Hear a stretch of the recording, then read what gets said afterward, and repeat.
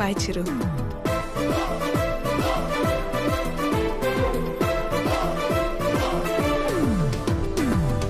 ఆగమ్మా, నీతో ఓ విషయం మాట్లాడాలి. చెప్పండి ఆంటీ. పద్మ, ఆగాది ఆగు. పద్మమ్మ, నేను చెప్పేది ఒకసారి నేనంటే నీకు ఉండ్రా, ఒక్క మాట. మళ్ళీ ఎందుకు ఇలా పద్మమ్మ, నీ అన్నానని బాధ నాకు అర్థమవుతుంది. ఒక్క నిమిషం రా. నేను ఇలా అన్నానని నువ్వు ఫీల్ అవ్వకూడదు, సరేనా? లేదండి. ఏంటంటే ఒక్క నిమిషం, అది ఒక్క నిమిషం. ఆ రోజు చిరు మీ ఇంటికి వచ్చినప్పుడు స్వీట్స్ పట్టుకొచ్చాడు కదా, ఆ డబ్బా, పనీర్ జిలేబీ డబ్బా, అది నీ దగ్గరే ఉండిపోయింది. ఎన్నిసార్లు గుర్తు చేసినా మర్చిపోతున్నాడు. ఈసారి అటువైపు వచ్చినప్పుడు గుర్తుగా పంపిస్తావా? అది బంగారం పోయినా పర్వాలేదు, ఆ డబ్బా అంటే నాకు చాలా సెంటిమెంట్స్. మర్చిపోకుండా పంపిస్తావా కదా? సరే సరే పంపిస్తా. చెప్పేశాను. ఏంటి డబ్బా?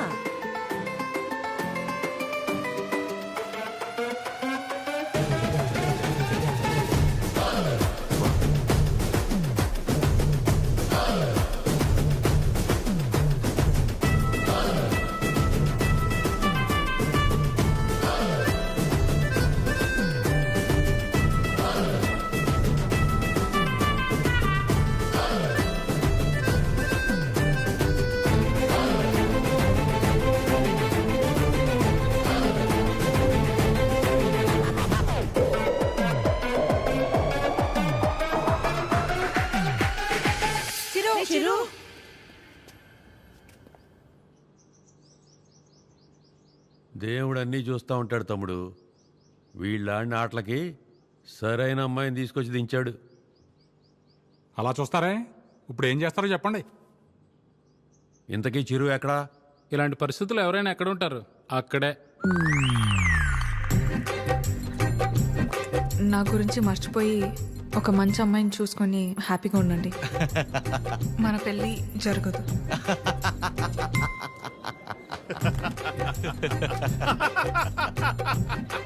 చీరు, నువ్వు ఇంతలా నవ్వుతున్నావంటే నీ లవ్ సక్సెస్ అన్నమాట. నువ్వు అనుకుంటున్నట్టు ఇది ఆనవు కాదురా పని. కోపం, బాధ, ఫ్రస్ట్రేషన్, ఇరిటేషన్, డిప్రెషన్, టెన్షన్, వీటన్నిటికంటే పైన లేరు ఉంటుందిరా. అందులోకి ఎంటర్ అయ్యామనుకో, మౌత్ ఇలా ఓపెన్ అయిపోయి నవ్వులా కనిపిస్తుంది అనమాట. సూపర్ రా. మరి అంతలా తాకరా, మీ ఫ్యామిలీ లేడీస్ ఫీల్ అవుతారు. అసలు ఇలాగ ఫీల్ అయితే తాగడానికి కారణమే వాళ్ళు కదరా. ఓ, అయితే యువర్ అన్స్టాపబుల్ రా. కొట్టే మందు కొట్టే. చూపే బంగారమాయనే. చెప్పురా, అది స్టెప్పురా.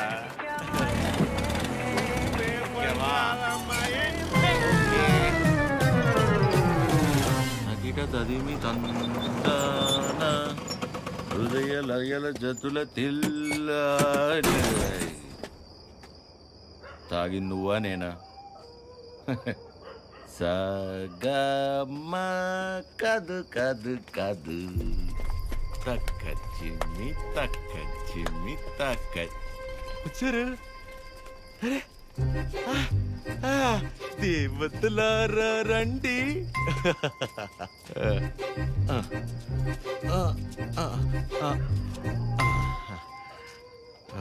మీ దీవెనలందించండి.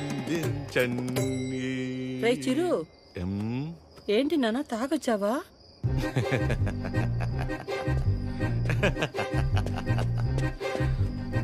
పద్మమ్మ, ఒకసారి నవ్వవా?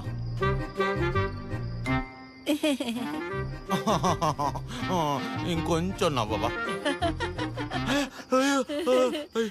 ఏవి ఏవి ముత్యాలు రాలేదే? నవ్వితే ముత్యాలు రాలన్నావుగా. రే చిరు, పిల్ల పొట్టిగా ఉందా? నీ ముగ్గురు ప్రభాస చేసుకోలేదా పెళ్ళి? బానే ఉన్నారుగా అందరూ. మీరేమో పెళ్ళనే పరీక్ష లాక్డౌన్ లో స్టూడెంట్స్ లా రాయకుండానే పాస్ అయిపోయి నాతో మాత్రం రాయిస్తూనే ఉంటారా? చిరు, మీరెళ్ళి మాట్లాడుకుందాం. Go go go.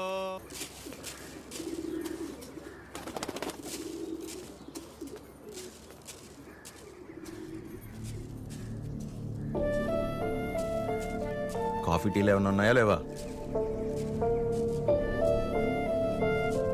ఆకలేస్తుంది, టిఫిన్ అయినా పెడతారా?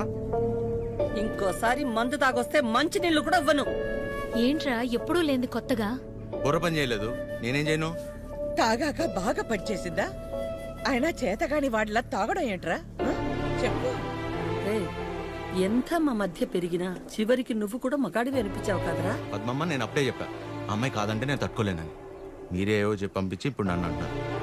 సరే, తన వల్ల నేను బాధపడినా పర్లేదు, నా వల్ల మీరు మాత్రం బాధపడకూడదు. ఇంకెప్పుడు ఇలా జరగదు. సారీ. సారీ ఏంట్రా? అది ఆద్య అమ్మని కలిసి ఒకసారి మాట్లాడదామా? అన్నయ్య, కీర్తనకు వచ్చిందన్నయ్య, కిందుంది. ఏం కీర్తన, పెళ్ళైన తర్వాత మమ్మల్ని మర్చిపోయావా? ఏంటి ఇలా దారి తప్పొచ్చావు?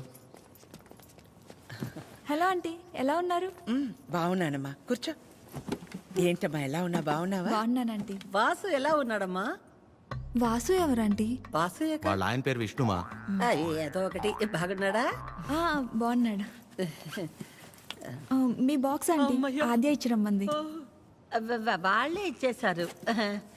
సరే ఆంటీ, నేను బయలుదేరుతాను. కీర్తన, మూత మారిపోయింది.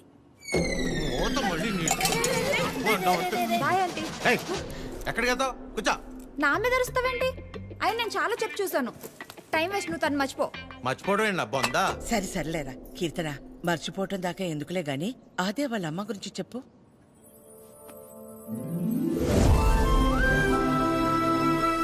ఆంటీ పేరు వకుల. ఒక చిన్న స్మాల్ స్కేల్ ఇండస్ట్రీలా స్టార్ట్ చేసి ఇవాళ దాదాపు కొన్ని వేల మంది వర్క్ చేస్తున్న ఇండస్ట్రీని రన్ చేస్తున్నారు. అది సరే కీర్తన, మ్యారేజ్ అంటే తనకెందుకు అంత మంచి ఒపీనియన్ లేదు? పెళ్ళయ్యాక మీ అబ్బాయి మా ఇంటికి వచ్చేస్తాడా? అదెలా వీలవుతుంది? వాడు మగాడు కదండి. మీరు మీ అబ్బాయిని పెంచినట్టే నేను నా కూతుర్ని పెంచాను. ఇంకో ఇంటికి వెళ్ళిపోతుంది కదా అని ముట్టుకోకుండా ముద్దు పెట్టుకోకుండా నేనేం పెంచలేదు. నా కూతుర్ని ఎలా పంపను? మా వాడు మగాడండి. పోనీ పిల్లలు పుట్టాక తను ఇంట్లోనే ఉండి వాళ్ళని చూసుకుంటే మా అమ్మాయి ఉద్యోగం చేస్తుంది, పర్లేదా? అదెలా కుదురుతుందండి? మా వాడు మగాడు కదా. మా అమ్మాయిని మీ అబ్బాయికి ఇవ్వడం కుదరదు. ఏ? మీ వాడు మగాడు కదండి. అంటే ఏంటి? మా చిరు వాళ్ళ ఇంటికి వెళ్ళి వంట వండి అంట్లు తోమి పిల్లలు ముడ్లు కడితే తను ఉద్యోగానికి వెళ్తుందా? నువ్వు ఆపు, నువ్వు చెప్పు. పెళ్ళానికి పక్కింటి ఆడదానికే కాదు, ఇంట్లో పనిచేసే పని మనిషికి కూడా తేడా తెలియని వాళ్ళు చాలా మంది. భార్య అంటే పడక గదికి, వంటగదికి, వాషింగ్ మిషన్లో బట్టలేయడానికి మాత్రమే అనుకునేవాళ్ళు మరికొంతమంది. తన జీవితం మొత్తాన్ని తీసుకెళ్లి ఒకడి పాదాల దగ్గర సమర్పించేంత గొప్ప లక్షణాలున్న మగాడు ఎప్పుడూ లేడు.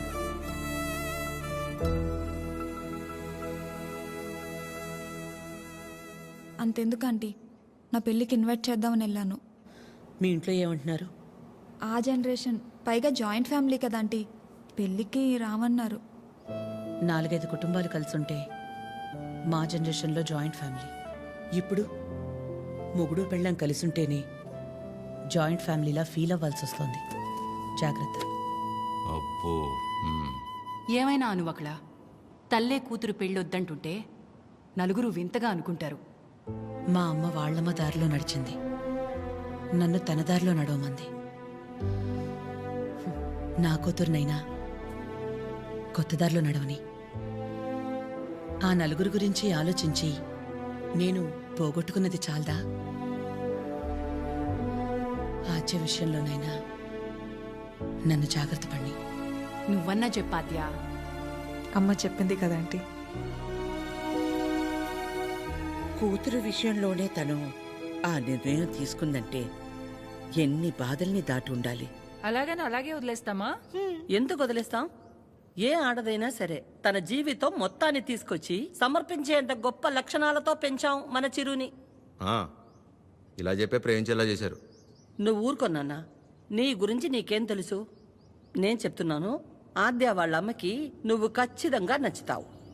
నచ్చాలంటే ఆంటీకి దగ్గర అవ్వాలి కదా. దానికి నువ్వు ఉన్నావు కదా. నేనుండడం ఏంటి? నీ పెళ్లి మా ఇంట్లో పెళ్లిలా చేయలా, నిన్ను మా ఇంట్లో పిల్లలా చూడలా. ఇంతేనా నువ్వు మమ్మల్ని అర్థం చేసుకుంది? అవసరమైతే మీరు ఎవరూ లేకుండా నేను రెండోసారి పెళ్లి చేసుకుంటాను, అంతేగాని నన్ను ఇందులో ఇన్వాల్వ్ చేయొద్దు. అయినా నువ్వు హెల్ప్ చేస్తుంది టీ అన్నయ్య కోసమే కాదు, నీ ఫ్రెండ్ ఆద్య కోసం కూడా. అది గుర్తుపెట్టుకో. ఏం చేయాలో చెప్పు. One small help.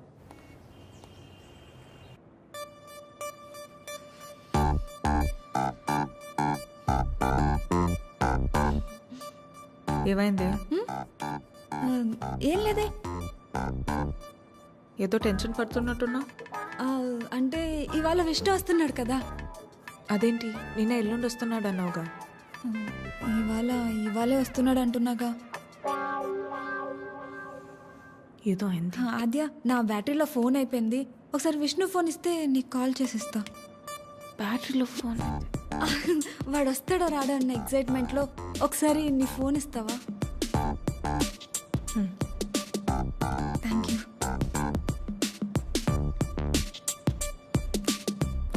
Hello Vishnu. చెప్పు. ఏంటి ఎక్కడున్నావు నువ్వు? ఏమైంది? ఏంటి? హలో. ఒక్కోసారి ఒక మాట మార్చకు చెప్తున్నా. ఎవరు మార్చారు? ఏం ఒక నిమిషం ఆద్య. హలో కీర్తన. చెప్పు. ఏం చెప్పాలి? అవునా? ఏంటవునా? సరే నేను మళ్ళీ చేస్తాను. ఇప్పుడు ఎందుకు చేసావు? హలో.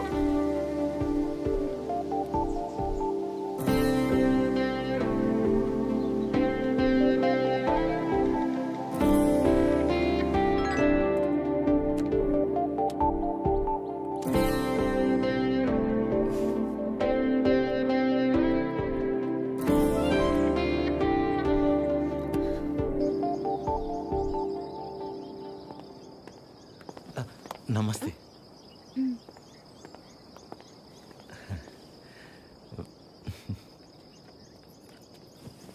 నమస్తే అండి.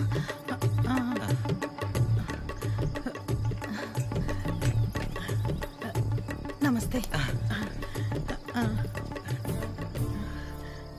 ఏయ్, ఆవిడ పని మనిషి. అయితే ఏంటి? ఆవిడ షియే కదా, రెస్పెక్ట్ ఇస్తే తప్పేంటి? హలో. నమస్తే అండి. కూర్చోండి.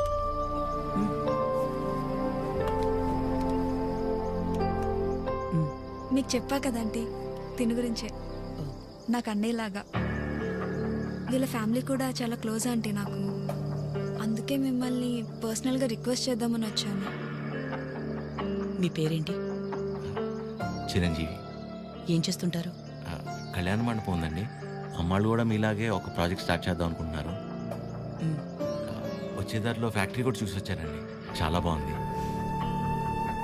కొద్ది రోజులు ఇక్కడే ఉండి అబ్జర్వ్ చేస్తే వీళ్ళ ప్రాజెక్ట్ కూడా కొంచెం హెల్ప్ అవుతుంది ఆంటీ. అంటే ఇంట్లో ఆడవాళ్ళని సపోర్ట్ చేయటం కొడుగ్గా నా బాధ్యత కదండి. ఆద్య కూడా మీకు మాట చెప్తానంది. మెసేజ్ చేసింది.